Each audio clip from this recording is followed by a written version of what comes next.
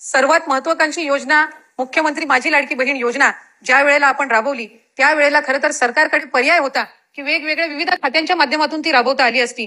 पण आज एक महिला मंत्री म्हणून किंवा तरुण मंत्री म्हणून महायुतीच्या सरकारमध्ये सन्मान्य मुख्यमंत्री देवेंद्रजी फडणवीस साहेब असतील, उपमुख्यमंत्री एकनाथजी शिंदे साहेब असतील, उपमुख्यमंत्री अजितदादा असतील, त्यावेळेला आपणही त्या ठिकाणी एक वरिष्ठ मंत्री म्हणून मला मार्गदर्शन करण्यासाठी होतात. इतरही मंत्रिमंडळातील सहकारी होते.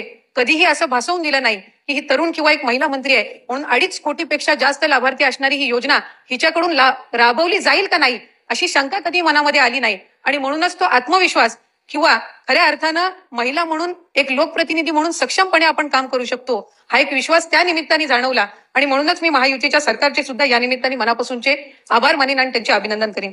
मुख्यमंत्री माझी लाडकी बहीण ही योजना राबवत असताना सर्वप्रथम तर अनेक आव्हानं होती. कारण महाराष्ट्र राज्य हे देशामधलं एक पहिल्या 5 मोठ्या राज्यांपैकी एक आहे. त्यामुळे त्याची संपूर्ण प्रक्रिया पारदर्शकपणे राबवत असताना गरजू महिलांपर्यंत आणि 2.5 लाखापेक्षा कमी उत्पन्न असणाऱ्या महिलांपर्यंत ही योजना आपण पोहोचवावी आणि 21 ते 65 या वयोगटातील महिलांपर्यंत आपण ही योजना प्रामाणिकरित्या पोहोचवावी या दृष्टिकोनातून जुलै महिन्यापासून त्याची प्रक्रिया सुरू केली. आणि आज मला आनंद आणि अभिमान आहे की जागतिक महिला दिनाच्या पार्श्वभूमीवर उद्या आजपासूनच आपण फेब्रुवारी महिन्याचा आणि मार्च महिन्याचा एकत्रितपणाने लाभ जवळपास 2,52,00,000 पेक्षा अधिक महिलांपर्यंत आज पोहोचवत आहोत. याचा एक विशेष आनंद आणि अभिमान मला निश्चितपणाने आहे.